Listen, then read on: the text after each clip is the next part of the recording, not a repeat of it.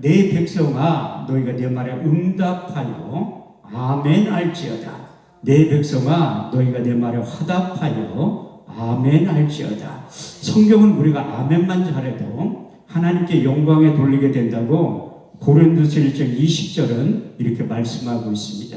하나님의 약속의 말씀은 얼마든지 그리스도 안에서 이해가 되니 그런즉 그로 말미암아 우리가 아멘하여 하나님께 영광을 돌리게 된다고 말씀하고 있습니다. 여기에서는 강사의 말을 들어봤자 아무런 의미도 없어요. 저는 실력도 없고 능력도 없지만 그렇지만 제 입을 통하여 선포되어진 하나님의 약속의 말씀은 요한복음 6장 63절 말씀대로 살리는 것은 영이니 육은 무익함이라. 내가 이른 말이 영이요 생명이 될 줄 믿습니다. 더구나 시편 107편 20절에서 21절 말씀을 보면 저가 그 말씀을 보내 저를 고치사 이경에서 건져 내시는도다. 주의 인자하심과 인생에 하신 귀한 일들을 인하여 주를 찬송하게 된다고 하신 약속의 말씀이 그대로 이루어지게 될 줄 믿습니다. 하나님은 지금도 예배자들을 찾고 계세요. 우리 주님께서 사마리아 여인에게 찾아가서 예배의 민주화를 시키면서 아주 이런 유명한 말씀을 하셨는데 여러분들이 잘 알고 있는 요한복음 4장 23절에서 24절 말씀을 보면 하나님께 참으로 예배하는 자들은 신령과 진정으로 예배할 때가 오나니 지금이 곧 그때라. 아버지께서는 자기에게 예배하는 자들을 찾으십니다. 하나님은 영이시니 예배하는 자가 신령과 진정으로 예배를 드려야 된다고 말씀하고 있습니다. 그 예배라는 단어가 저 어디에 등장하냐면 창세기 22장 5절에서 6절 말씀에 기록되어 있습니다.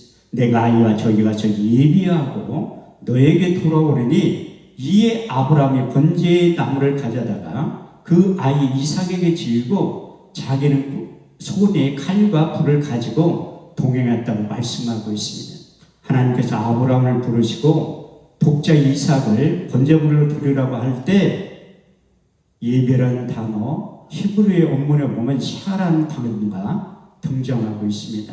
그 샤라는 뜻은 두 가지의 말씀을 내포하고 있는데 무릎 꿇고 하나님께 경배하다, 무릎 꿇고 하나님께 복종하다는 그 의미의 뜻을 내포하고 있는데 하나님께서 아브라함을 부르시고 독자 이삭을 바치라고 할 때 그 약속의 말씀에 믿음으로 복종하는 것이 샤와 예배의 시작으로 말씀하셨고 그 아브라함의 말에 순종하는 이삭의 믿음을 통해서 그 기막힌 광경이 성경은 예배의 샤라고 말씀하고 있습니다. 그러므로 진정한 예배는 철저한 자기 부인과 철저한 순종과 복종을 담보로 하고 있습니다. 사도 바울은 예배의 중요성에 대해서 다시 한번 강조하고 있는데 로마서 12장 1절의 2절 말씀을 보면 그러므로 형제들아 내가 하나님의 모든 자비하심으로 너희를 권하노니 너희 몸을 하나님이 기뻐하시는 거룩한 산제사로 드리라. 이는 너희 드릴 영적 예배니라. 너희 제대로 분받지 말고 오직 마음을 새롭게 함으로 변화를 받아 하나님의 선하시고 기뻐하시고 온전하신 뜻이 어디니 밝게 깨달아 알 수 있는 신앙의 안목이 예배를 통해서 활짝 열어지게 된다고 말씀하고 있습니다. 2025년도 10월달을 살아가는 우리들에게도 예배 한번 잘 드려서 어제나 오늘이나 영원토록 동일하신 그 주님을 만나고 경험하고 체험하기만 하면 여러분들이 변해서 새 사람이 되어서 제2의 인생, 제3의 인생을 다시 시작하게 된다고 말씀하고 있습니다. 우리 인생을 살아가다 보면 앞에는 홍해가 가로막혀 있고 뒤에는 애굽의 군대가 따라오는 내 힘과 능력으로 도저히 감당하지 못할 때 하나님께서 우리 인생 가운데 찾아오셔서 이런 이루의 말과 격려의 말씀을 하고 있습니다. 출애굽기 14장 13절에서 14절 말씀을 보면 모세가 백성에게 고하여 이르기를 너희는 두려워하지 말고 가만히 서서 오늘날 너희를 위하여 행하시는 구원을 보라. 너희가 오늘 본 애굽 사람을 영원히 보지 아니하리니 여호와께서 너희를 위하여 싸우시리니 너희는 가만히 있을지어다. 할렐루야. 내 힘과 능력으로 도저히 감당하지 못할 때 우리 주님께서 우리 인생 가운데 찾아오셔서 우리를 대신해서 싸워주실 때 바울은 이렇게 고백하고 간증하고 있습니다. 고린도서 4장 8절에서 9절 말씀을 보면 우리가 사방으로 우겨 썸을 쌓여도 쌓이지 아니하고 답답한 일을 당하여 낙심하지 아니하고 핍박을 받아도 버림받지 아니하고 거꾸름을 당하여도 망하지 않게 된다고 고린도서 4장 8절에 9절을 통해서 고백하고 있고 간증하고 있고 예배 한번 잘 드려서 우리 주님을 만나면 이 세상과 하나님 나라를 앞당겨서 이 세상과 하나님 나라를 동시에 살아갔던 바울이 다시 한번 이렇게 간증하고 있습니다. 고린도서 6장 9절에서 10절 말씀을 보면 무명한 자 같으나 유명한 자요 죽은 자 같으나 보라 우리가 살고 징계를 받은 자 같으나 우리가 죽음을 당하지 아니하고 근심하는 자 같으나 항상 기뻐하고 가난한 자 같은 많은 사람들을 부유케 하고 아무것도 없는 자 같으나 모든 것을 소유한 자로 우리 주님께서 만들어 주신다고 하신 약속의 말씀이 그대로 이루어지게 될 줄 믿습니다. 저도 내 힘과 능력으로 현대의학으로 도저히 감당할 수 없는 일들이 최근에 일어난 적이 있어요. 제가 작년에도 여기에서 집회를 8번을 인도한 거예요. 그 연합집회 4번, 개인집회 4번 했는데 올해도 하늘산 기도원에서 제가 계산해 보니까 연합집회 4번, 개인집회 4번을 인도한 것 같아요. 그 이영구 목사님하고 총무 백전 목사님 배려를 해주셔서 하늘산 기도원에서 이제 그 설교할 기회가 많이 배려해 주셨는데 참 고맙고 감사한데 저는 하늘산 기도는 잊을 수가 없는 게 무엇인가 하면 하나님께서 이 하늘산 기도를 통해서 병도 주셨지만 또 약도 주신 거예요. 제가 작년에 8.15 성회를 여기 인도한 그 다음 주에도 또 인도에서 2시간 집회를 인도하고 목요일 아침에 일어났는데 왼쪽 눈이 하나도 안 보이는 거야. 얼마나 놀랐겠어요. 사고가 나서 그런 게 아니라 아침에 일어났는데 왼쪽 눈이 실명이 된 거야. 그게 현대의학적 용어로 유리체 출혈이라고 눈에 있는 시식경이 다 터져가지고 잉크를 확 뿌렸을 때 하나도 안 보이는 암흑으로 변해 있었거든요. 그래서 목요일날 바로 병원에 가셔야 되는데 안 가고 금요일날 오전 집회까지 마치고 병원에 가니까 다 문 닫은 거예요. 그때 도착해가지고. 그래서 식사를 하러 총무 목사님하고 단체에 있는 목사님하고 여기서 20분 거리 떨어져 있는 곳에 식당을 찾아가는데 눈이 안 보이니까 거리가 없더래요. 한쪽 눈을 운전하고 가니까 너무나 불편한 거야. 근데 동료 목사님들은 왜 이렇게 늦게 왔니? 남식도 모르고 안 보인다고 해도 믿지를 않아. 아니 갑자기 멀쩡하던 사람이 왼쪽 눈이 안 보여서 운전을 잘 못한다고 하니까 믿는 사람이 한 명도 없는 거예요. 그때 제가 올해로 딱 목회 21년째 하고 있는데 한 번도 하나님을 원망해 본 적이 없어요. 왜냐하면 구원받은 것도 감사한데 우리 주님께 나를 주님의 제자로 부르는 거예요. 마가복음 3장 13절 말씀을 보면 예수께서 자기의 원하는 자를 주님의 제자로 불렀는데 하나님이 자녀된 것만 해도 고맙고 감사한데 주님의 제자를 나는 불렀기 때문에 한 번도 원망해 본 적이 없습니다. 작년에 그렇게 집회를 많이 인도할 때 어떻게 보면 몸에 무리가 와서 이제 실핏줄이 터졌다고 의사 선생님이 얘기를 하더라. 안과 선생님이. 그런데 저는 한 번도 원망하고 싶은 생각이 없는 게 뭐냐면 내가 여기에서 집에까지 차를 한쪽 눈으로 운전하면서 갈 때 하나님 감사합니다. 그 얘기가 나오더라고. 왜 그러냐면 아이 두 눈 다 실명했으면 어떡할 뻔했어. 한쪽 눈이라도 보이니까 감사하지. 그런데 내 깊은 내면 가운데서는 하나님의 원망하는 소리가 나오려고 하더라고. 왜냐하면 바울도 그렇게 고백하고 간증하고 있습니다. 로마서 7장 21절에서 25절 말씀을 보면 내가 한 가지 법을 깨달았노니 선을 행하기 원하는 나에게 악이 항상 함께 있는 것을 보는도다. 내 속사람은 하나님의 법을 즐거워하되 내 지체 속에 있는 또 다른 법이 내 마음에 복과 싸워 내 지체 속에 있는 죄의 법 아래로 사로잡아 오는 것을 보는도다. 오라 나는 공고한 사람이로다. 이 사망의 몸에서 누가 나를 건져내라. 내가 속사람은 하나님의 법을 육신에는 죄의 법을 섬기노라. 이렇게 갈등하면서 고백하고 말씀하고 있고, 더 나아가 로마서 8장 5절에 8절 말씀을 보면 육신의 생각과 영의 생각이 존재한다고 말씀하고 있습니다. 육신을 쫓는 자는 육신의 일은, 영을 쫓는 영의 일을 생각하나니 육신의 생각은 사망이요 영의 생각은 생명과 평안이니라. 육신의 생각은 하나님과 원수가 되나니 이는 하나님의 법에 굴복지 아니할 뿐 아니라 할 수도 없느니라. 육신에 있는 자들은 하나님을 기쁘시게 할 수 없느니라.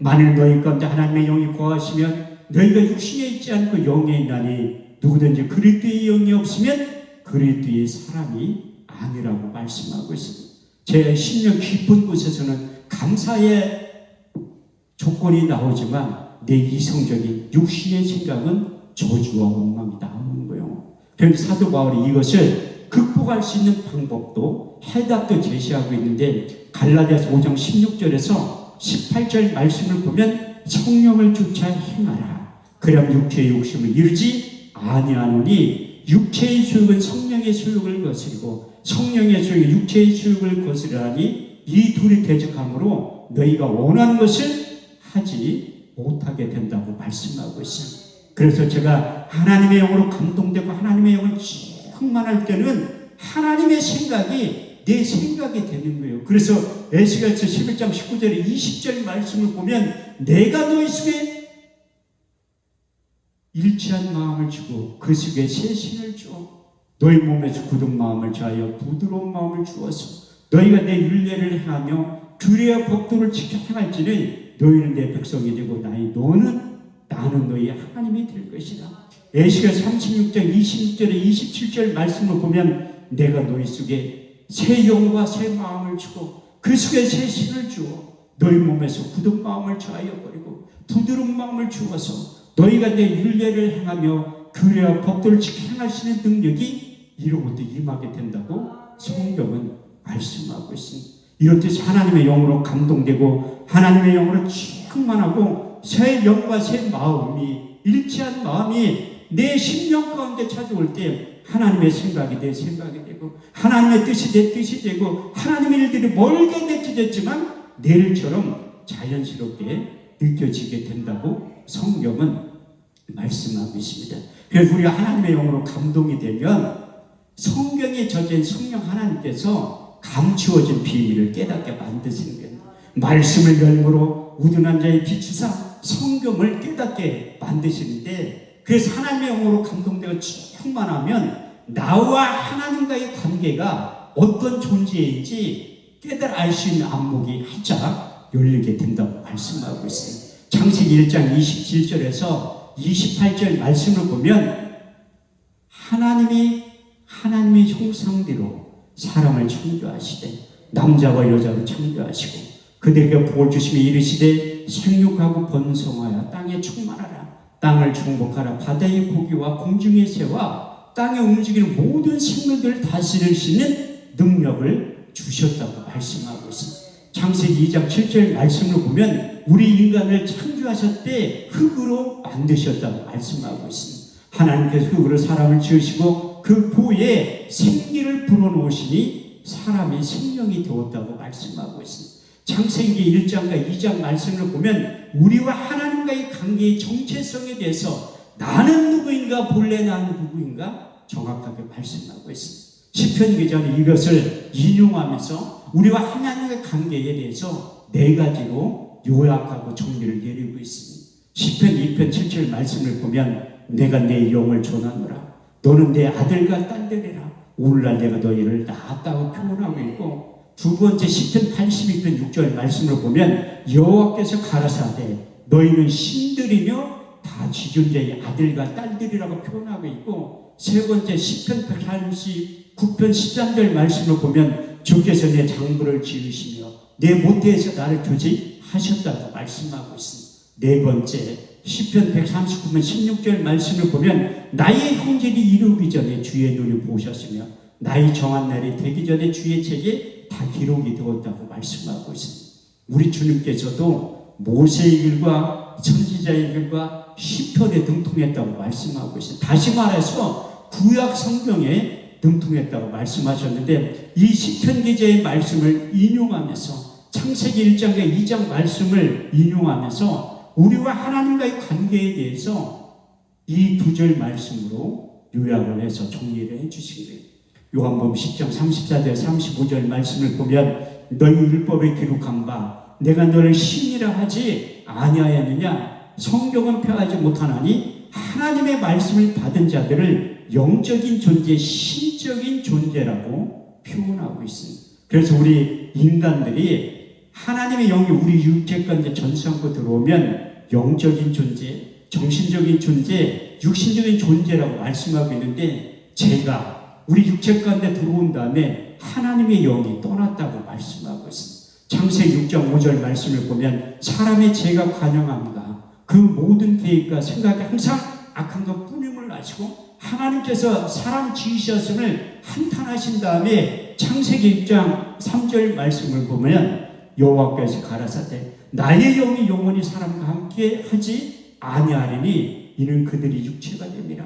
그러나 그들의 날은 120년이 될 것이다. 그래서 하나님의 영이 우리 육체 가운데 떠난 다음에 육신적인 존재, 정신적인 존재만 남았기 때문에 하나님과 소통이 되지 않고 불통이 된 거예요. 그래서 하나님 생각과 우리의 생각이 항상 다르다고 말씀하고 있습니다. 이사야 55장 8절에 9절 말씀을 보면 내 생각은 너희 생각과 다르며 내 길은 너희 길과 달라서 하늘이 땅보다 높은 것, 내 생각은 너희 생각보다 높다고 말씀하고 있습니다. 그 제약된 인간들의 마음은 예레미야 17장 9절 말씀을 보면 만물보다 부패하고 심히 완악한 것이 인간들의 마음이라고 표현하고 있고, 그 부패한 마음을 가지고 있는 인간들은 사사기 21장 25절 말씀을 보면 그때의 이스라엘의 왕이 없으며 그때의 이스라엘의 말씀이 없으므로 자기의 소견에 옳은 대로 행하며 살 수밖에 없다고 말씀하고 있습니다. 그래서 하나님께서 전략을 바꾸셔서 우리 인간들을 사랑하셔서 다시 한번 새 영을 보내주시마 약속을 하신 거예요. 대선지자 이사야의 입술을 통해서 성령을 보내주시마 약속하신 장면이 딱 두 군데 기록되어 있습니다. 이사야 11장 2절 말씀을 보면 주 여호와의 신 곧 지혜와 총명의 신이요 모략과 재능의 신이요 지식과 여호와를 경외하는 신이 각 사람에게 임하게 될 것이다. 이사야 32장 15절 말씀을 보면 마침내 성령을 위에서부터 부어주리니 광야가 아름다운 밭이 되고 아름다운 밭이 살림으로 변하게 될 것이다. 여러분들이 잘 알고 있는 요엘 선지자의 입술을 통해서 그 위에 내가 내 신을 남종과 여종들에게 부어주리니 너희 자녀들은 장래일을 말할 것이요 너희 젊은이를 환상을 보고 너희 늙은 꿈을 꾸게 될 것이다. 그 후에 내가 내 신을 남종과 여종들에게 부어주시마 약속을 하신 거예요. 우리 주님께서도 공생의 마지막 부분에 가서 요한복음 14장, 요한복음 15장, 요한복음 16장에 걸쳐서 보혜사 진리의 성령이 너에게 임하게 될 것이다. 그런 예언의 말씀을 하시고, 첫 번째 요한복음 14장 16절에서 18절 말씀을 보면 내가 아버지께 구하겠으니 그가 또 다른 보혜사를 너에게 주사 영원토록 너희와 함께 있게 하시리니 저는 진리의 영이라. 이 세상은 능히 저를 받지 못하나니 이는 저를 보지도 못하고 알지도 못할 것이라. 그러나 너희는 저를 아나니 저는 너와 함께 거하시며 또 너희 속에 계시겠습니다. 내가 너희를 그와 같이 버려두지 아니하고 너희에게 영으로 다시 오게 될 것이라 약속하시고, 두 번째 요한복음 14장 26절 말씀을 보면 보혜사 곧 아버지께로부터 너희에게 보내실 성령 그가 너희가 모든 것을 가르치시고 내가 말한 모든 것을 생각나게 하실 것이라. 세 번째 요한복음 15장 26절 말씀을 보면 아버지께로부터 너희에게 보낼 보혜사 곧 아버지께로부터 나오신 진리의 성령이 오실 때에 그가 나를 증거하실 것이요. 그 보혜사 진리의 성령이 오셔야지만 나에 대해서 정확하게 가르쳐주고 내가 한 말이 생각이 나게 될 것이라. 이렇게 말씀한 제대로 깨닫지 못하니까 마지막 네 번째 가르쳐 주신 게 요한복음 16장 7절에 9절 말씀을 보면 내가 실상을 말하노니 내가 떠나가는 것이 너에게 유익이라. 가면 내가 보혜사를 보내리니 그가 와서 죄에 대하여 의에 대하여 심판에 대하여 이 세상을 책망하시리라. 죄에 대하여 너희가 나를 믿지 아니하며 의에 대하여 내가 아버지께로 와서 너희가 나를 다시 보지 못하며 심판에 대하여라면 이 세상 임금이 심판을 받았느니라. 보혜사 진리의 성령에 대해서 4번에 걸쳐서 언급하면서 말씀하셨는데도 제자들이 깨닫지 못하니까 요한복음 16장 13절 말씀을 통해서 결론을 이렇게 내려주신 거예요. 그러하는 진리의 성령이 오시면 그가 너희를 모든 진리 가운데 인도하시리니 그가 스스로 말하지 않고 듣는 것을 말하시며 장래일을 너희에게 알려주시겠다고 말씀하셨습니다. 근데 제자들이 깨닫지 못하니까 부활하셔서 이 땅에 40일 동안 육신의 몸과 부활의 몸을 갖고 계시면서 이 성경에 대해서 두 군데서 또 언급하고 계세요. 여러분들 잘 알고 있는 사도행 1.4절에서 5절 말씀을 보면 사도와 같이 보이사 저에게 분바에 가라사대 예루살렘을 떠나지 말고 네게 들은 바 아버지의 약속하신 것을 기다려라. 요한은 물로 세례를 베풀었으나 너희는 몇 날이 못되어 성령으로 세례를 받게 될 것이다. 그렇게 첫 번째로 말씀하신 두 번째 요한복음 20장 21절에 22절 말씀을 보면 예수께서 가라사대 너에게 평강이 있을지어다. 아버지께서 나를 보내신 것 같이 나도 너희를 보내느라. 이 말씀을 아시며 저희를 향하여 숨을 내쉬며 가라사대 성령을 받으라. 나의 영을 받으라. 나의 숨을 받으라고 외치시며 성경에 보면 하나님의 호흡하는 장면이 딱 두 군데 기록되어 있습니다. 제가 서두에 말씀드렸던 창세기 2장 7절 말씀을 보면 하나님의 흙으로 사람을 지으시고 그의 생기를 불어넣으시니 사람이 생명이 되었다고 말씀하셨고 우리 주님께서 부활하셔서 제자들에게 나타나셔서 하나님의 호흡 르아를 그의 육체 가운데 부어주시니 예수께서 가라사대 평강이 있을지어다. 아버지께서 나를 보내신 것 같이 나도 너희를 보내느라. 이 말씀을 하시며 저희를 향하여 숨을 내쉬며 가라사대 성령을 받으라. 나의 영을 받으라. 나의 숨을 받으라고 외치신 거예요.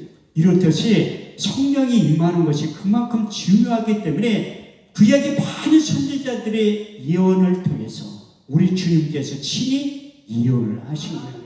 시편 89편 34절 말씀을 보면 내 언약을 파하지 아니하고 내 입히는 된 것도 변치 아니하리라. 민수기 23장 19절 말씀을 보면 여호와는 인생이 아니시니 거짓말을 하지 아니하시고 인자가 아니시니 후회가 없으시도다. 어째 말씀하신 바를 행치 아니하시고 하신 말씀을 실행치 아니하시랴. 그 약속의 말씀이 이루어지고 성취되는 장면이 여러분들이 잘 알고 있는 사도행전 2장 1절에 13절까지의 말씀이 오순절 날이 이미 이름에 저희가 다 같이 한 곳에 모였더니 호련히 하늘로부터 급하고 강한 바람 같은 소리가 있어 저희 앉은 온 집에 가득하며 불의 같이 갈라진 것이 저희에게 보여 각 사람 위에 이마에 있더니 저희가 다 성령의 충만을 받고 성령의 말하게 하심을 따라 다른 방언으로 말하기 시작하니라. 그때 경건한 유대인들이 천하 각국을 와서 예루살렘에 우거하더니 이 소리가 나며 큰 무리가 모여 소동하여 가라되 보라 이 말하는 사람들이 다 갈릴리 사람들이 아니냐. 우리의 각 사람이 남곳 방언으로 듣게 되니 어찌 되면요. 우리는 다 바데인가 메데인가 엘란인가 메소포타미아 본도 아시아 브리길라 밤빌리아 애국과 및 구레네에 가까운 리비아 여러 지방에 사는 사람들과 로마로부터 온 나그네 유대인과 유대기에 들어온 사람들과 그레데인과 아라비아인들이라 우리의 각 사람이 남고 방언을 하나님의 큰 일을 말함을 듣는다 하고 또 어떤 이들은 조롱하여 가로되 저희가 세술에 취하였다 하더라. 할렐루야. 이렇듯이 성령이 임하면 사도행전 2장 4절 말씀대로 저희가 다 성령의 충만을 받고 성령의 말하게 하심을 따라 다른 방언으로 말하길 시작하게 된다고 말씀하고 있습니다. 그래서 오늘은 방언에 대해서 설교를 하려고 했는데 벌써 30분이 지나갔어요. 그래서 이어서 다 못하면 시간 안에 마치고 내일 새벽에 이어서 하려고 하는 거예요. 그래서 왜 하나님 방언을 말하게 됐냐면 원래 인간들의 언어가 하나였다고 말씀하고 있습니다. 창세기 1장부터 10장까지는 언어가 하나였다고 표현하고 있는데 창세기 11장 1절 말씀을 보면 온 땅의 언어가 하나예요, 구음이 하나였더라. 그래서 언어가 하나였었는데 인간의 발버리탑 사건을 통해서 이제 인간들의 언어를 혼잡하게 만든 거예요. 전 세계 언어가 이제 언어학자들이 뭐 1000개가 넘는다고 하는데 제가 알기로는 그게 정확하지 않을 수도 없다. 제가 사우스 아프리카 짐바브웨를 3번 갔다 왔는데 그 짐바브웨에서 집회를 할 때 그들이 공식적인 언어가 남아프리카 공화국은 11개. 그 짐바브웨는 훨씬 많더라고요.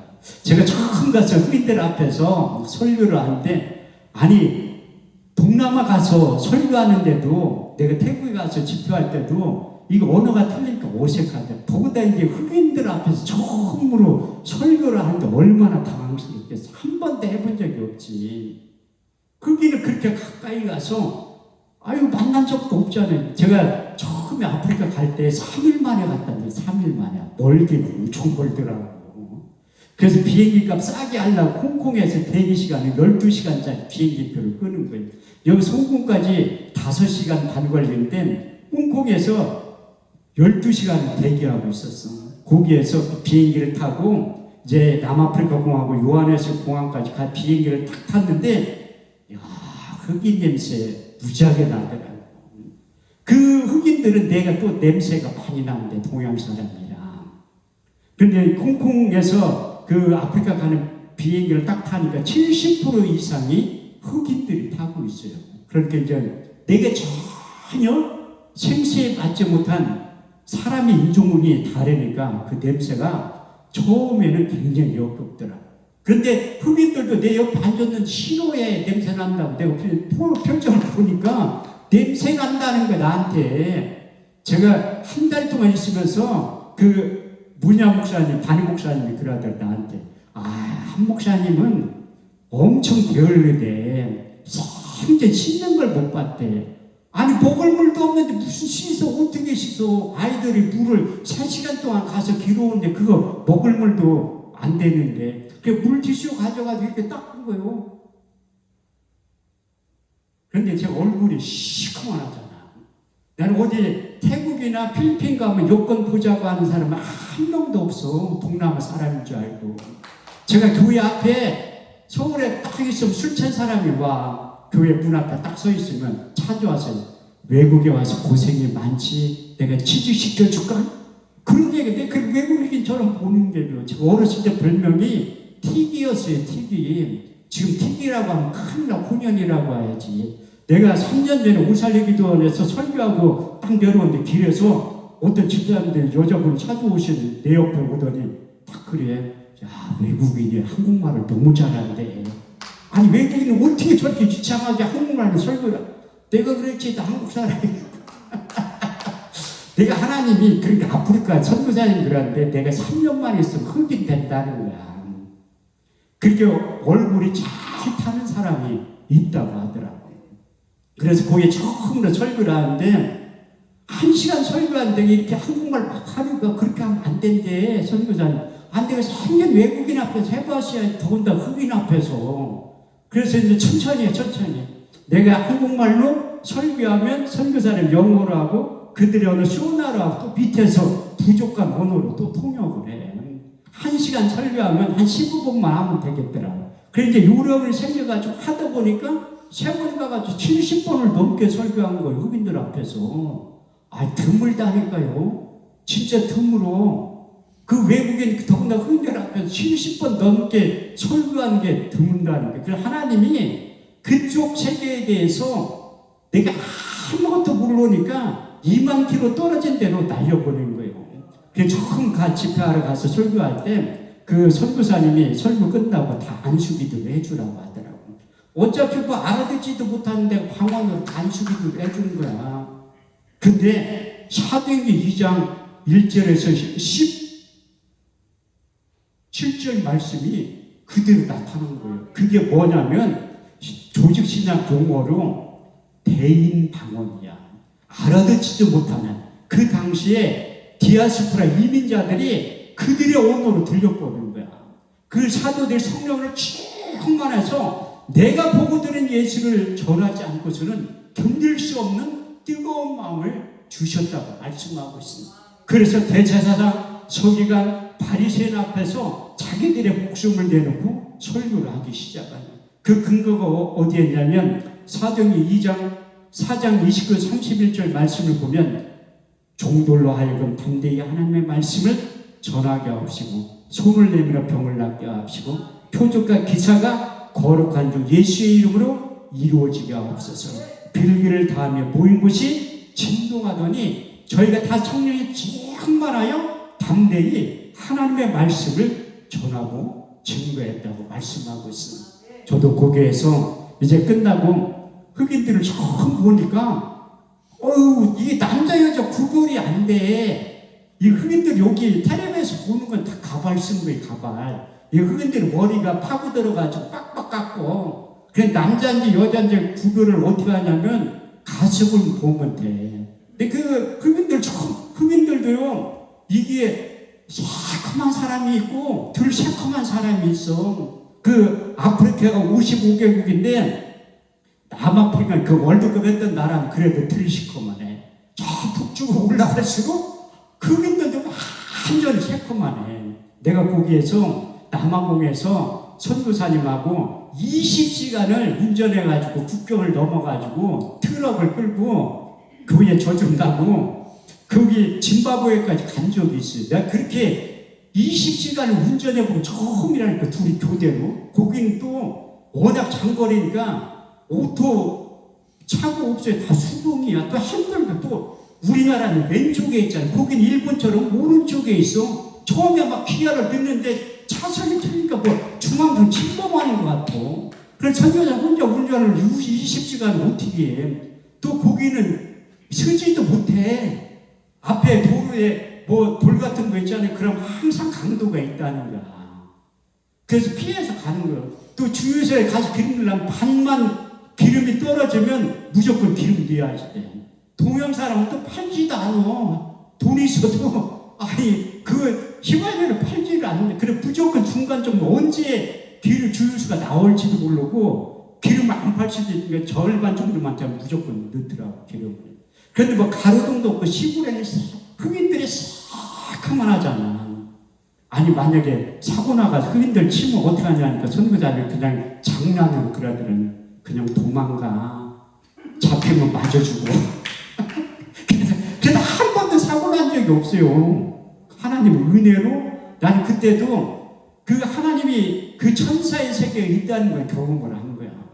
시편 91편 11절에 12절 말씀에 보면 저가 그의 천사들을 명하여 내 모든 길에서 너를 지키게 하셨느니라. 그가 손을 내밀어 붙잡아 돌에 부딪히지 않게 하셨다고. 한 번도 뭐 가르침 없는데도 진짜로 안 보여요. 흑인들이 시커먼 얼굴도 시커먼해가지고 하나도 안 보여. 그런데도 사고 안 나게 하나님께서 만들어 주셨는데 참 신기하게 거기에서 이제 많은 일들이 있었지만 어떤 여자분한테 안수를 하는 거예요. 방언으로 기도했는데 그 사람이 여자 목사님이에요. 렌이라고. 나중에 알고 보니까 그 통역을 더해서 얘기하는 게 자가 그 옛날에 에이즈 걸려가지고 거기에 짐바브웨 가니까 평균 수명이 40이야. 굶어서도 빨리 죽고 못 먹어서도 죽고 콜레라를 죽고 에이즈 때문에 많이 죽는다고 하더라고요. 나도 거기 가니까 할아버지야. 노년에 죽겠더라고. 일찍 죽으니까. 그래서 부모 없는 애들이 수술하는데 그냥 마을에 같이 데리고 살더라고. 그냥 공동주의대 생활하더라고. 시골이라. 근데 그 레니 목사가 간증을 한 자기 에이즈 걸려서 죽을 뻔했는데 이제 그 집회에 참석해서 위로부터 불이 떨어져가지고 그거 맞았는데 그게 회복이 됐다는 거예요. 그 너무 감사해서 이제 목사가 돼가지고 교회를 건축하려고 하는데 흙벽들을 쌓고 있대. 근데 내가 이렇게 방언으로 기도할 때 그들의 언어로 들렸다는 거 시원하고 하나님의 교회를 지어준다고. 그런데 그 레니 목사님은 우리 교회를 통해서 교회를 건축한다고 그렇게 생각. 또 나는 돈은 없어도 또 믿음은 있잖아. 그래서 하나님이 지어준다면 다 하나님의 교회를 세워주실 것입니다. 이렇게 담대히 선포를 했지. 이게 목사들은요, 돈 없으면 믿음이라도 시할 때, 믿음 없으면 깡이라도 시하고, 무조건 신이 나는 거야. 나는 처음에 교회 개척할 때 내가 의심병 환자예요. 지금 의심이 얼마나 많아. 난 성경에 없는 얘기는 절대 안 믿어. 그래서 항상 내가 성경 암송을 많이 하는 이유가 무엇인가 하면 하나님이 이때를 위해서야. 나 지금 글자 못 읽어요. 안 보여서. 내가 시각장애인 된지, 여기 목사님은 잘 알잖아요. 저기 최 목사님 잘. 내가 여기 작년에 3개월 동안 시각장애인 됐었어요. 내 차에 있어. 내가 오늘 그거 갖고 올라다 바로써 소경들이 그 지팡이 짚고 다니는 거. 그런 생각을 했었다니까요. 그런데 하나님이 기도해서 다 고쳐준 거야. 그 현대 의학용어로 망막이 방해된 거예요. 망막이. 그럼 못 고쳐요. 의사도. 그런데 하나님 은혜는 이게 보인다니까. 내가 저 차를 운전 못해가지고 폐차 시키려고 했었어. 아니 거동도 못하는데 어떻게 운전을 해. 내가 눈먼 상태에서 아유 내가 진짜 이게 회복이 될까? 내가 운전을 할 수 있을까? 그런데 작년에 시각장애인이 됐는데도 집회 자본 한 번도 빼놓지 않고 다 간 거예요.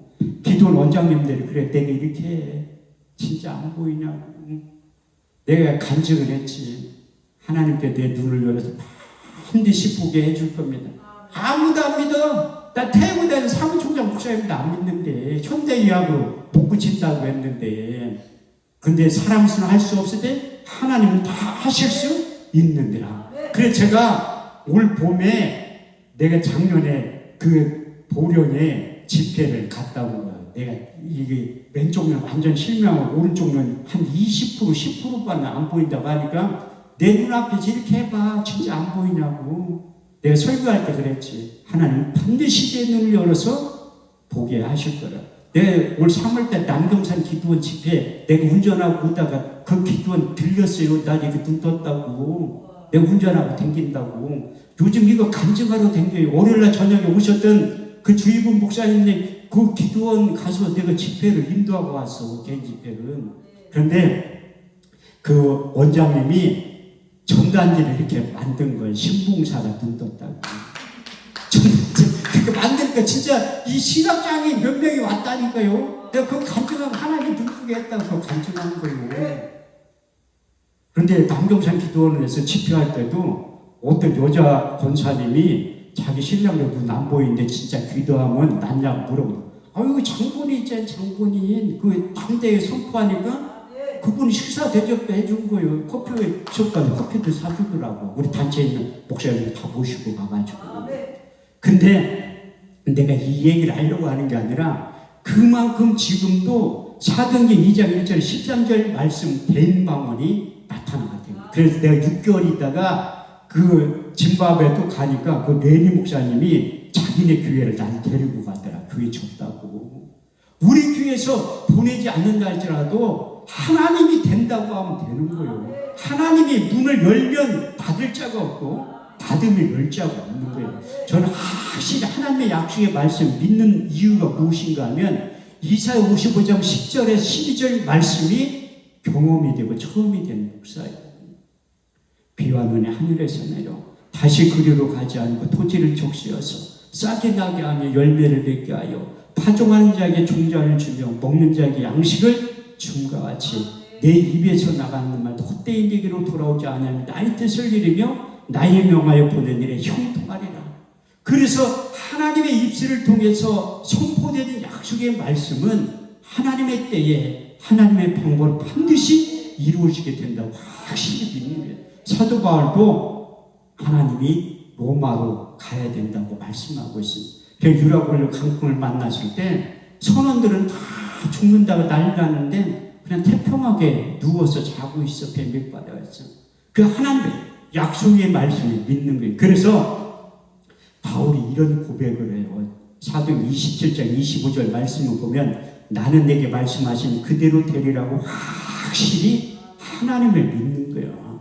마가복음 11장 24절 말씀에도 그 말하는 것이 이를 줄 믿고 마음에 의심치 않으면 그대로 된다고 말씀하고 있습니다. 그래서 믿음이 있으면 하나님을 기쁘시게 하고, 히브리서 11장 6절 말씀을 보면 믿음이 없이는 기쁘시게 못하나니 하나님께 나만 반드시 그가 계신 것과 또 자기를 찾는 이들에게 상 주심이 있음을 믿어야 할지니라.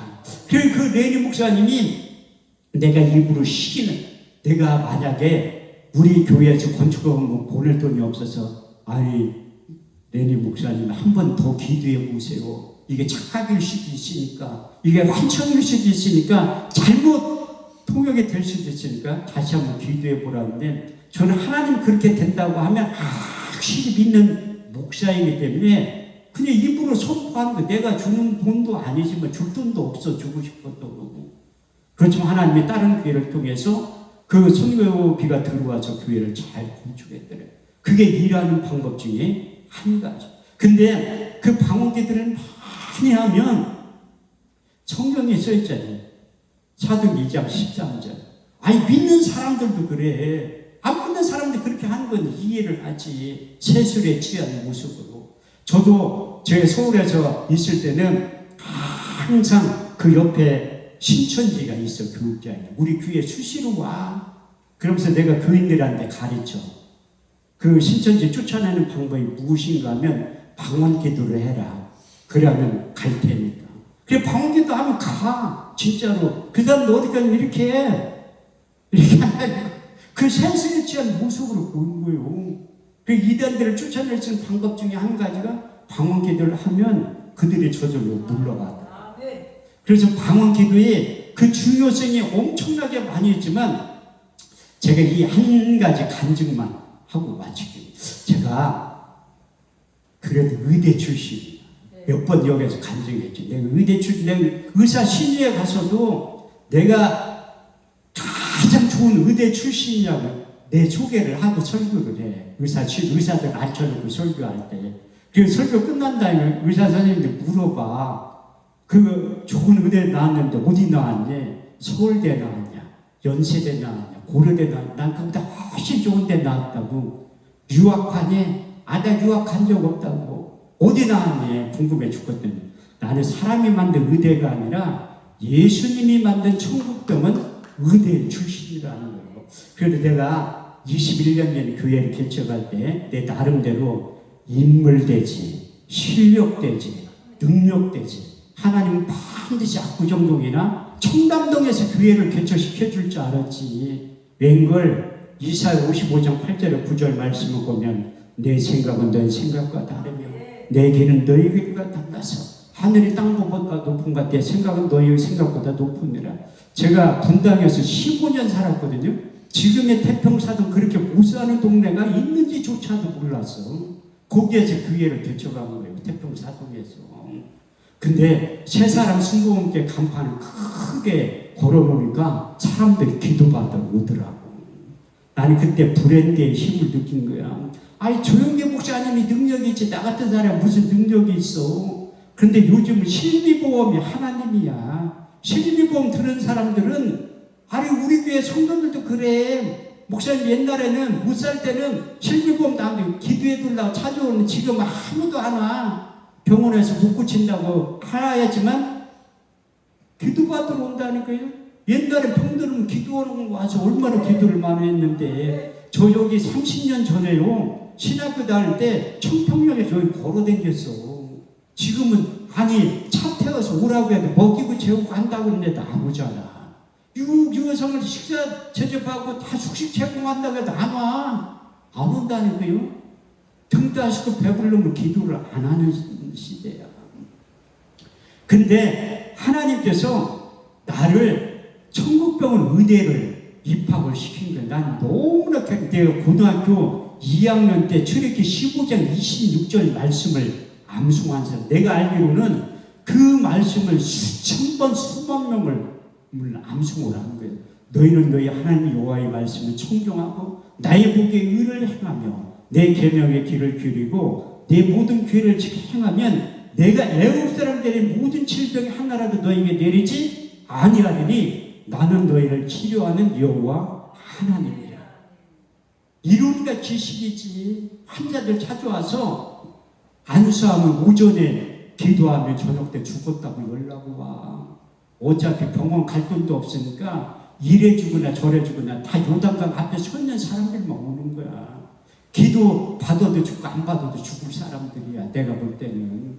근데 난 너무 괴로워. 믿는 자들의 따른 표적 5가지 오면이 마가복음 16장 17절에 18절 말씀에 기록되어 있잖아요. 믿는 자들에게 이런 표적이 따르리니 저희가 내 이름으로 귀신을 쫓아내며 새 방울을 말하며 뱀을 집으며 무슨 독을 마실 자는 해를 받지 않으며 병든 사람의 손을 언제쯤 나으리라. 근데 저희 사역 가운데 병든 사람의 손을 언제쯤 죽으리라. 저 사람 많이 죽였어요. 근데 신기한 게 뭐냐면 한 번도 고소를 안 당했다는 거야. 내가 너무 괴로워하니까 하나님이 나를 천국병원 의대에 강제적으로 입학을 시킨 거야. 어떤 할머니가 찾아왔어. 목사님 나를 위해서 기도해 주세요. 난 기도 못한다고 했지. 오랜만에 새 신자가 왔는데 안수해서 죽이면 어떻게 해. 그래서 내가 못한다고 하거든. 그냥 기도 못한다. 내 병명이 뭐냐니까 신부전증 환자래. 그 태통사동에서 개포동까지 투석 받으러 간다고. 지금도요 투석 받으려면 3시간 반에서 4시간 걸려. 할머니 내가 새벽 예배 끝날 때좀 시간 맞춰서 오세요. 내가 모셔다 드릴게요. 아니 목사님 바쁜데 자기를 어떻게 태워다 줄 시간이 있는데 하나도 안 바빠요. 신방을 가고 싶어도 신방 받을 사람이 있어야지. 신방 받을 사람 우리 집사람하고 딸내미밖에 없는데 오시라고 내가 모셔다 드릴 테니까. 그래서 그 할머니를 모시고 일주일에 3번씩 병원을 모시고 그때 차 안에서 3시간 반에 4시간 기다리면 초라한데 모습을 보는 거야. 내가 순복음교회 목사인데 한 명도 한 자리를 못 고쳐가지고 초라한데 모습을 보고 성경을 새롭게 읽기 시작하는 거예요. 성경 읽다 보니까 우리 주님께서 가르치고 고치시고 전파하셔서 3대 사역을 할 때 70% 이상의 병자를 고친 거야. 마태복음 4장 23절에 24절 말씀을 보니까 예수께서 온 갈릴리에 두루 다니사 저희 해당에 천국 복음을 전파하시어 백성 중에 모든 병과 모든 약한 고쳐졌으니 그의 소문이 온 지라에 퍼진지라. 백성들 모든 앓는 자 곧 각疾병과 고통에 걸린 자 귀신 들린 자 간질하는 자 중풍병자를 데려오니 거기서 다 고치셨더라. 성경을 계속 읽다 보니까 마태복음 8장 17절에서 18절 말씀을 보면 예수께서 말씀으로 돌아온 귀신을 쫓아내며 모든 병과 모든 약한 고쳐졌으니 이는 이사로 하신 말씀에 우리의 자적함 친히 담당하시고 병을 짊어지셨다함을 이루려 하셨느니라. 그래서 이사야 53장 1절에서 6절 말씀이 채찍의 맞음으로 너희가 나음을 잊게 되었다고 말씀하고 있습니다. 우리의 전하는 것을 누가 믿었느냐. 여호와의 팔이 네게 나타나느냐. 그는 주 앞에서 자라나기를 연한 순 같고 마른 땅에 난 줄기 같아서 고는 모양도 없고 풍채도 없은즉 우리 보기에 흠모할 만한 아름다운 것이 없도다. 그는 멸시를 받아서 사람에게 실어버린 바 되었으며 간구를 많이 겪었으며 질구를 아는 자라. 마치 얼굴을 가리고 사람을 바라보지 않음을 받는 자 같아서 멸시를 당하였고 우리도 그를 귀히 여기지 아니하였도다. 그는 실로 우리의 질구를 지고 우리의 슬픔을 당하였거늘 우리는 생각하기를 그는 징벌을 받아서 하나님께 맞으며 고난을 당한다 하였더라. 그가 찔림은 우리의 허물을 인하며 그가 상함은 우리의 죄악을 인함이라. 그가 징계를 받음으로 우리가 평을 누리고 그가 채찍에 맞음으로 너희가 나음을 입었도다. 할렐루야. 이렇듯이 베드로도 우리 주님께서 많은 병자를 고치는 모습을 목격하기 때문에 이렇게 간증하고 있습니다. 베드로전서 2장 24절에서 25절 말씀을 보면 친히 나무에 달려 그 몸으로 우리 죄를 담당하셨으니 이는 우리로 죄에 죽고 의에 대하여 살게 하셨느니라. 저가 채찍에 맞음으로 너희가 나음을 입었도다. 성경을 더 읽다 보니까 제자들을 부른 다음에 제자들도 의대에 입학한 게 아니에요. 그냥 따라다닌 거지. 그런데 우리 주님께서 가르치고 고치시고 전파하시고 그 3대 사역을 보여준 다음에 예수님이 가졌던 능력을 주신 거야. 마태복음 10장 1절 말씀은 예수께 12제자를 부르시며 더러운 귀신을 쫓아내며 모든 명과 모든 약한 것을 고치시는 능력을 주셨다고 말씀하고 있습니다. 우리 주님께서 공생의 마지막 사역에 가서 요한복음 14장 12절 말씀을 통해서 내가 진실로 진실로 너에게 이르노니 나를 믿는 자는 나의 하나님을 저도할 것이요 또한 이보다 큰 것도 아니니 이는 내가 아버지께로 가느니라.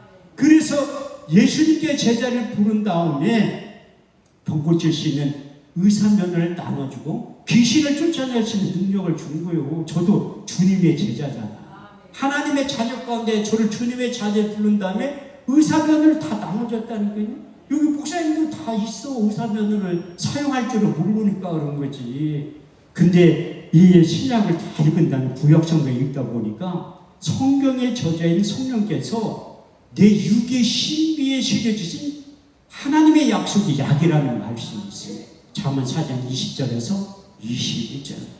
내 아들 내 말에 주의하며 내게 이르는 것이 내 귀를 기울여라. 넌 그것을 내 눈에서 떠나지 말며 내 마음속에 지켜라. 그것을 얻는 자의 생명이 되며 온 육체의 건강이 되면 돼. 건강이라는 히브리 원문에 보면 약이라는 거. 다시 말해서 하나님의 약속의 말씀이 약의 역할을 한다는 거예요. 제가 시각장애 됐을 때 하나님 앞에 거의 10시간씩 기도했습니다. 왜?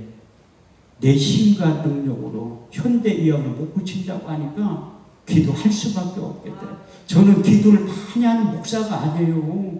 하루에 1시간도 못해. 그런데 그때는 육신이 한계에 부딪히니까 기도하지 말라고 해도 하더라고요. 10시간씩. 기도 제목도 딴 거 아니에요. 2가지밖에 없어. 하나님 나 좀 살려주세요. 하나님 나 좀 살려주세요. 하나님 내 눈을 열어서 보게 해주세요. 내 눈을 열어서 보게 해주세요. 그때 하나님이 내 인생 가운데 찾아오셔서 5가지의 약속의 말씀이 육의 신비에 새긴 다음에 그 말씀이 살아서 움직인다는데 눈을 확 열어서 보게 만든대요. 첫 번째가 이사야 41장 10절. 두려워 말라. 내가 너와 함께함이라. 놀라지 말라. 나는 너희 하나님이니라. 내가 너를 굳세게 하리라. 참으로 내가 너를 도와주리라. 참으로 나의 오른손으로 너를 붙잡아 주시리라. 두 번째 이사야 35장 5절. 그때 소경이 너희 밝을 것이며 기먹어의 귀가 열릴 것이며 그때 조는 자들이 사슴같이 뛸 것이며 벙어리의 혀는 노래하게 될 것이라. 세 번째 요한복음 9장 7절. 너는 실로암 못에 가서 씻으라 하시니 실로암 번역하면 보내심을 받았다 함을 뜻이라. 이에 가서 씻고 밝은 눈으로 왔더라. 네 번째 시편 119편 50절. 그 말씀이 내게 곤란 중에 이루라. 주의 말씀이 너를 살리셨느니라. 다섯 번째 시편 107편 19절에서 21절.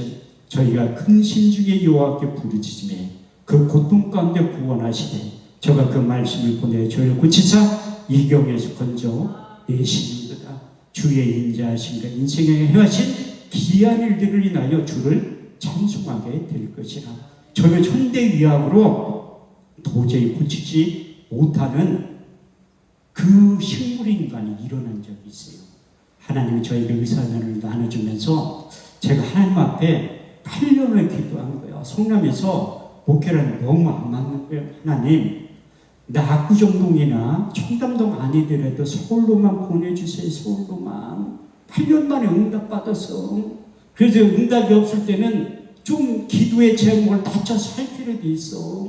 그 기도의 제목 청담동이나 압구정동 거기 아니라도 서울로만 보내둘라니까 8년 만에 응답이 떨어졌다니까요. 그런데 교회 이전하는 방법이 제가 알기로는 2가지밖에 없어. 교회가 폭발적으로 부흥이 돼가지고 앉을 자리가 없어서 교회가 이전하는 방법이 있고, 두 번째는 보조금 다 까먹고 길거리로 나누는 거야. 나는 전자임금 얼마나 좋아. 2천에 65만 원, 8년 만에 보조금 다 까먹고 길거리를 쫓겨나게 생긴 거야. 그래서 하나님이 교회 이전하는 방법이 부흥돼서 이전되는 게 아니라 보증금 2천만 원 다 까먹고 길거리로 나앉게 된 거예요. 그때 기도할 수밖에 없잖아요. 하나님, 나 좀 살려주세요. 목사가 돼가지고 8년 동안 보증금 2천만 원 다 까먹었는데 길거리를 쫓겨나게 됐는데 어차피 교회 이전할 거 서울로 좀 보내주세요. 그때 기도하니까 생각나게 하는 분이 있더라고요. 우리 교회에 가끔가다 새벽 예배에 나오는 부부가 있어. 안수 집사님하고 권사님이. 근데 그분들이 생각나서 전화를 했지. 신방 좀 간다고 하니까 오지 말래. 연세 드신 분들은 눈치가 500단이야. 왜 자기 교회 성도도 아닌데 개척교회 목사가 신방 간다고 하면 뻔하지. 돈 얘기할 거. 저는 목회 21년 하면서 돈 얘기한 적 한 번도 없어요. 충성할 기회를 드린다고 하지. 그게 그 뜻이야. 그럼 농금 가면 한 번도 한 적이 없어. 충성할 기회를 드린다고 하지. 딱 가니까 권사님이 날 쳐다도 안 보더라고. 오지 말라고 했는데 뭐라고. 내가 잘하는 거 있잖아. 일단 예배 드리자고. 저는 출애굽기 20장 24절 말씀을 확실히 믿고 경험된 목사 중에 한 사람. 너에게 도망을 쌓고 그의 너희 양과 서로 너희 번제와 화목제를 드려라. 무릇 내 이름을 기념하는 것에 내가 강림하여 복을 주리라. 예배 한 번 잘 드려서 하나님의 기름 부음이 임하면 인생에 공부한 모든 문제가 해결이 되는 거예요. 왜 하나님이 가라고 했으면 이유가 있겠지. 그래서 예배부터 드리는 거야. 예배 딱 드리니까 1시간 지난 다음에 권사님이 무릎을 탁 꿇더니 기도를 해도 난수기들. 왜 그러냐니까 자기가 통증 클리닉을 다녔는데 우리나라에 유명한 병원 다 가봤는데 못 고쳤다는 거야. 그런데 목사님 말씀 들으니까 기도받으면 나아질 것 같다는 거야. 창세기 22장 14절 말씀에 그냥 써있는 게 아니에요. 아브라함이 그 땅 이름을 여호와이라 하였으므로 오늘날까지 사람들의 이름을 여호와의 산에서 준비되리라. 하나님이 이때를 위해서 의사면을 주고 나를 신방 가게 만드는 거예요. 그래서 그 권사님의 기도를 딱 하니까 쓰러진 거야. 그래서 한참 있다가 일어나더니 통증이 씻은 듯이 사라졌대. 그게 이사야 53장 4절 말씀에 정확하게 기록됐습니다. 그는 실로 우리의 질고를 지고 슬픔을 당하였거든. 그 슬픔이라는 히브리 원문에 보면 질병으로부터 오는 통증이 우리 주님께 채찍에 맞음으로 너희가 나음을 입었다고 하신 약속의 말씀 그대로 이루어진 거예요. 그러더니 내 손을 탁 잡더니 안방으로 데리고 가는 거야. 어떤 남자가 누워있는 산소 호흡기를 꽂고 있어. 이거 어떻게 된 거냐 하니까 자기 아들인데 3년 전에 뇌출혈로 쓰러졌대. 아니 그럼 병원에 있어야지 왜 여기 있냐니까 재활병원에 갔다가 집에 왔다 또 갔다 이렇게 왔다 갔다 하는 거야. 기도 좀 해둘래. 나는 엊그저께 쓰러졌어도 일어날까 말까 하는데 내가 한번 의대 출신 우수한 성적으로 졸업했어도 의사면을 갖고 있어 믿음이 확 줄은 거야. 3년 전에 쓰러졌다는데. 근데 권사님은 믿음이 생성이 됐잖아. 영적인 세계는 받은 자 외에는 모르는 거예요. 고린도 2장 14절 말씀을 보면 육에 속한 사람은 성령을 받지 아니하나니 저에게 미련하게 보이면 또 깨닫지도 못하나니 이런 일은 영적으로야 분별하느니라. 그 영적인 세계 받은 자 외에는 몰라. 권사님 믿음을 가서 목사님 기대해주면 우리 아들이 일어날 것 같대. 엄마 믿음이지. 내 믿음은 딱 보니까 어휴 이게 믿음이 확 줄었어. 기도해달라니까 하는 거지. 그래서 기도를 했지. 한 10분 동안. 이렇게 당황되니까 치유에 대한 성경 말씀도 몇 개 생각이 안 나. 고린도 14장 14절 말씀을 보면 내가 만약 방언으로 기도하면 나의 영이 기도하거니와 내 마음은 열매를 맺지 못하느냐. 그러면 우리가 어떻게 알고 내가 영으로 기도하고 마음으로 기도하는 거야. 마음으로 기도하니까 10분 기도하니까 할 말이 없어. 믿음이 확 줄어가지고 치유에 관한 말씀도 생각이 안 나. 에라 모르겠다. 방언으로 기도해야지. 전 방언 기도의 능력을 믿어요. 고린도 14장 2절 말씀을 보면 방언을 말하는 자는 사람에게 하지 아니하고 하나님께 하나니 이는 알아듣는 자가 없고 그 영으로 비밀을 말하느라. 내가 이 성으로 기도할 때는 못 고친다, 안 된다, 할 수 없다 그런 생각이 고정관념이 있었지만 내가 방언으로 한 20분 동안 기도하다가 이렇게 한쪽면 살짝 떠가지고 봤어. 혹시 일어나나? 일어날 리가 없지. 믿음을 가지고 기도해도 일어날까 말까 하는데 믿음이 없는데 계속해서 기도하니까 두 가지의 말씀이 떠오르는 거예요.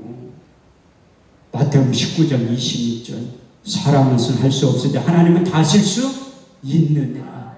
또 한 가지 10편 30편 2절 내가 여호와께 부르짖음에 내 병을 고치셨나이다. 그 안수 집사님하고 권사님이 쓰러졌어요. 왜 쓰러졌어요? 환자가 일어났어요. 별로 놀라지도 않아. 이영근 목사님 하도 신고행가를 많이 일으켜서 그런지 모르겠어요. 저에겐 최초의 사건은요. 왜 하나님이 그 사건을 경험하게 했냐면 환자에 대한 두려움을 없게 만들라. 오당 많은 사람들을 죽여가지고 안수해가지고 수없이 많은 사람이 죽어가지고 나는 환자에 대한 공포감이 있었어요. 그래서 하나님 그 모든 것을 벗어버리게 하려고 그 환자가 일어나게 만들어요. 그 부모님 물어보더라. 목사님 뭐 필요한 거 있냐고. 아, 필요한 거 많지.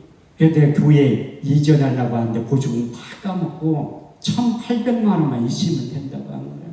그때나 지금이나 순진하지 공짜리를 하나 더 붙여줘야 되는데 괜히 1,800만 원만 얘기해가지고 교회 이전해가지고 인테리어 할 돈이 없어가지고 교회 간판도 못 달고 십자가도 못 달고 펄 개척교회가 살아나는 방법이 그것밖에 없는 거예요. 매일매일 예배를 드리는 거야.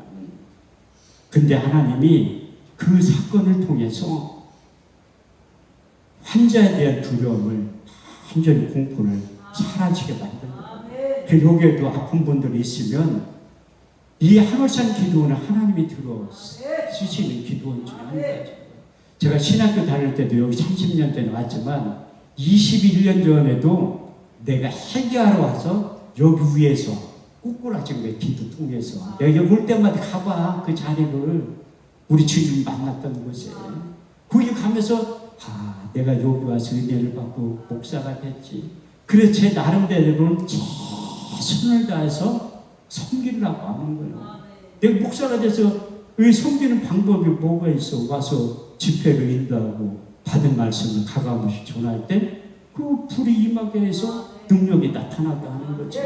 그래서 하나님께서 옛날에 저 어렸을 때 왔을 때는